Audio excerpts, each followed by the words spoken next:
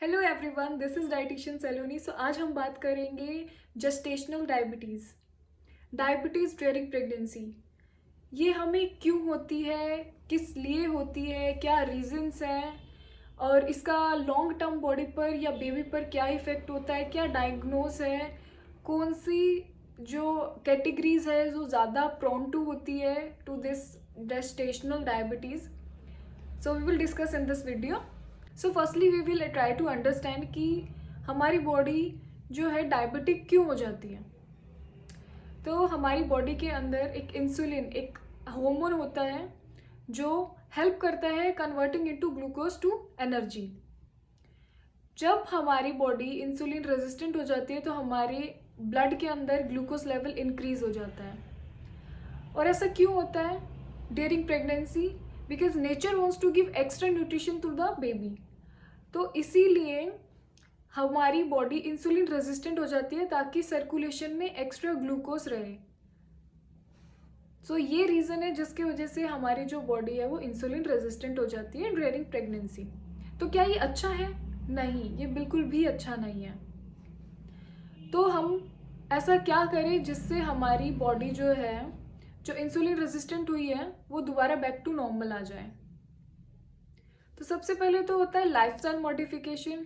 Diet पर ज़्यादा ध्यान देना, आप क्या खा रहे हो, किस टाइम खा रहे हो, कितना टाइम गैप है, ये सारी चीज़ों का ध्यान देना।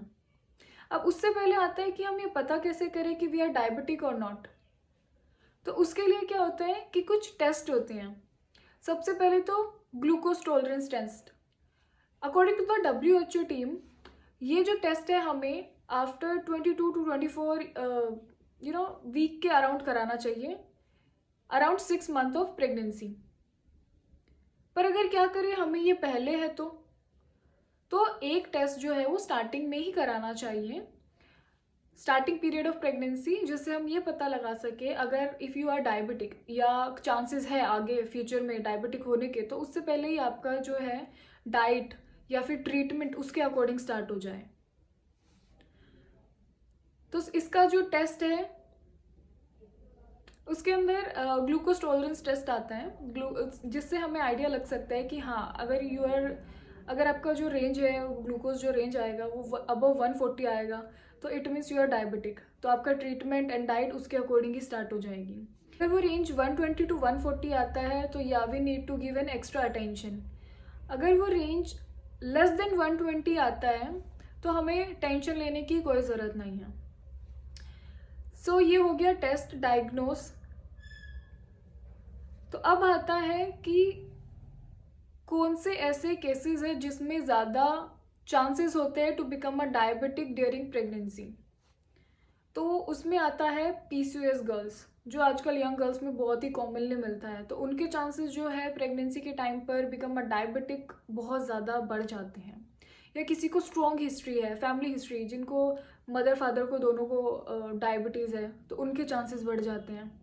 या फिर मल्टीपल प्रेगनेंसी, मल्टीपल प्रेगनेंसी में भी जो चांसेस है वो बहुत ज़्यादा इंक्रीज हो जाते हैं। या स्टिल बर्थ, लास्ट कभी जो लास्ट प्रेगनेंसी के टाइम पर स्टिल बर्थ हुआ हो, बेबी सडनली स्टॉप हो गया after 7 or 8 months of pregnancy, so उनमें चांसेस बहुत ज़्यादा बढ़ जाते हैं।